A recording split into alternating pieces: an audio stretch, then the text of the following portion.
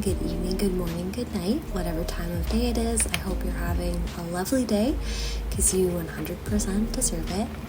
Today we're doing a whole mix of things. I am starting by putting in this picture I finally printed of my Birkenstock shoe journey into my journal. So I bought Birkenstocks, new ones this year, and I am notorious for wearing shoes and like way past when they should have been tossed and gotten new ones. So I just wanted to document and kind of tease myself and make fun of it and put it into my kind of diary journal on the day that I had finally got them in the mail, and I took these funny photos. And then, as you saw in the beginning, I was opening some mail. The art is by No Go Bed, all one word. She's one of my favorite artists. I have a limited edition print from her. It was like one of 100 copies made, hand signed and all that. And then I have another print from her, and I signed up for her Patreon just to get this print mix because I was so sad I missed out on buying the original of this lake water print. And then when I saw that it was the Patreon for a particular month and with this little cute bunny, I freaking love bunnies, I just had to buy it. So that was me. And then also I unwrapped a vintage Victorian starburst necklace pendant and brooch. It kind of was an impulse purchase, but at the same time it wasn't. I literally Commonplace and talked to you about Victorian starburst brooches like last week or maybe the week before. And I love them. I love seeing starburst jewelry. But yeah, look, there was, as I'm doing my voiceover, I literally just saw it flip through. I love Victorian starburst jewelry. I think it's really interesting, especially because it comes from the Victorian and Edwardian period, where there's a lot of secret symbolism that they used in their jewelry and their gemstones.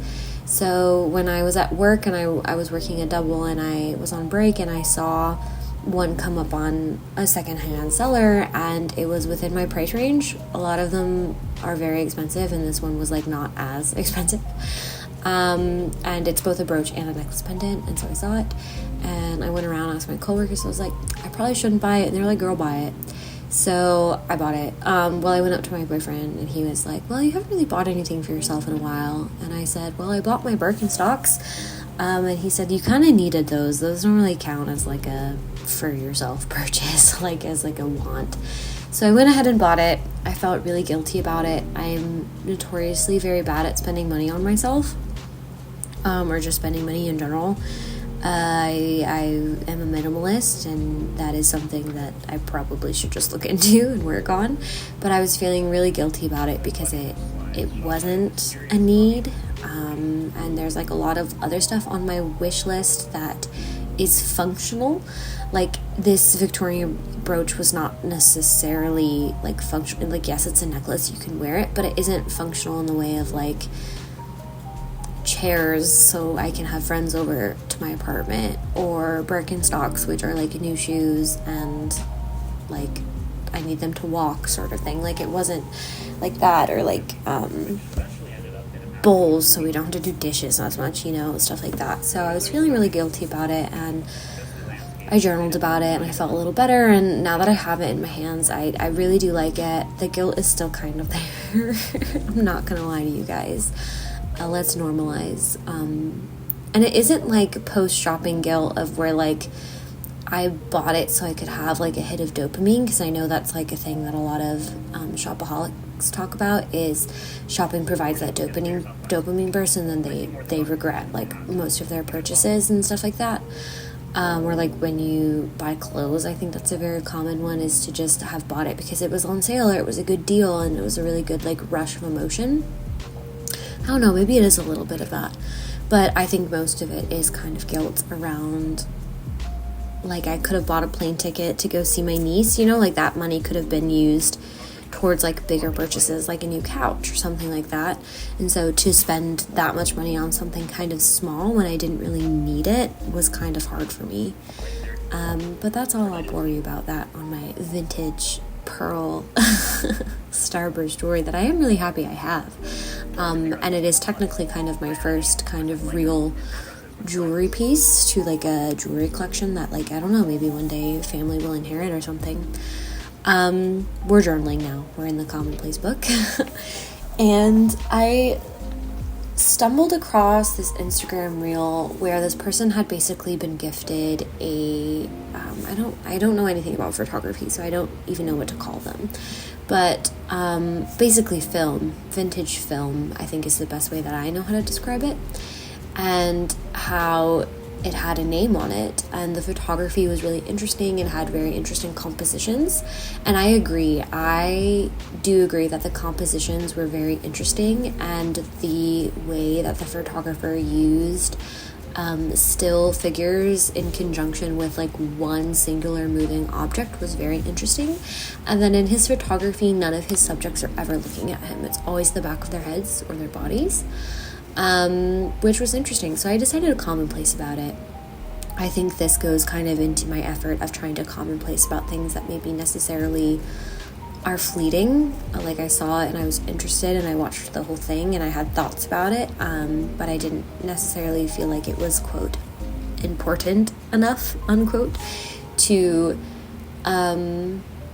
put it in a journal or make it like last this long, like forever sort of thing.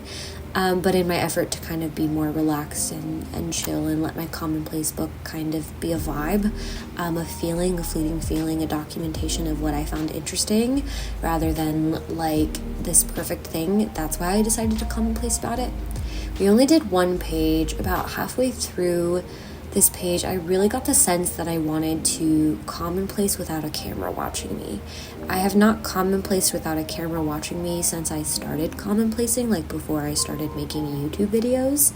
And so I got this really weird urge to like just be able to take as much time as I wanted to play with a layout and not have to worry about like if the background looks good, or I don't know, it's just this weird thing of like being watched while I'm doing it and wanting to create a page that is like just purely, I don't know, undocumented, if that makes sense. I of course would probably still scan it and share it, but like the creation process, letting that be more organic and not watched or rushed. Sometimes I feel rushed when recording these and other times I really don't, and I can usually tell based on how long my footage is, but something just felt off. So we just did the one page.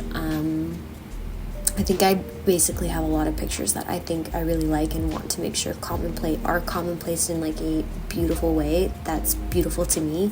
And so I just want to take more time to do that and allow myself the time to play. And for some reason, the idea of recording that, especially because I feel like it will take a long time, is maybe why I decided not to finish or decided not to, play with those today. Yeah, hopefully that makes sense. We're gonna hop over here soon to, after I finish this page, I did some journaling at the lake.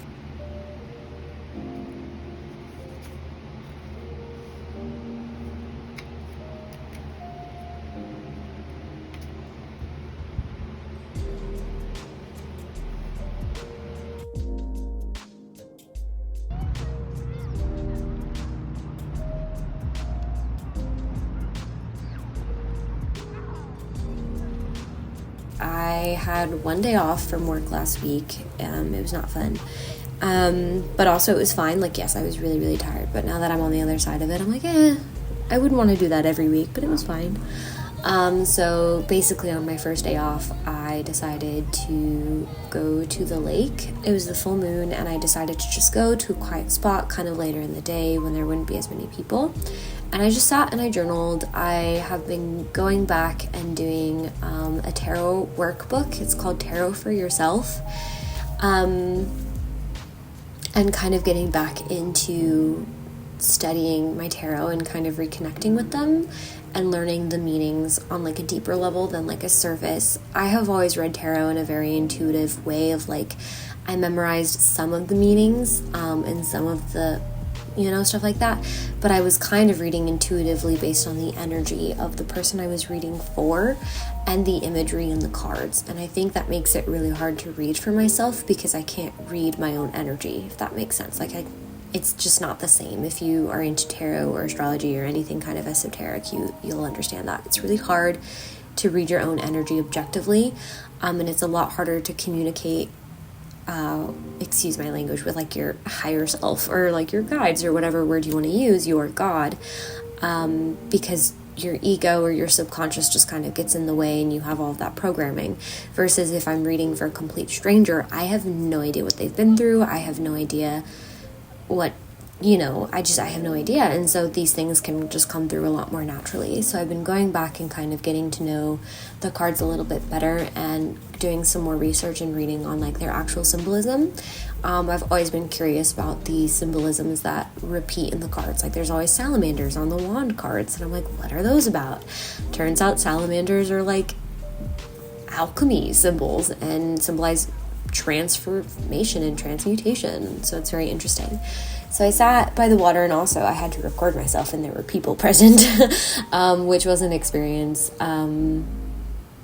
It was kind of just hard to get the it's very close up, I'm sorry, but that's because, I don't have a desk where I can raise up the camera. But I don't know, I didn't notice if anyone was watching me. I think they were all too concerned about their own lives, and I think that's a good message, a good reminder to have in life, that most people, they might be like, oh, what's she doing? But then they'll move on very quickly, and get back to their own lives and their own scheming. It was really nice though. The water was cold, but not as cold as like the Atlantic Ocean where I'm from.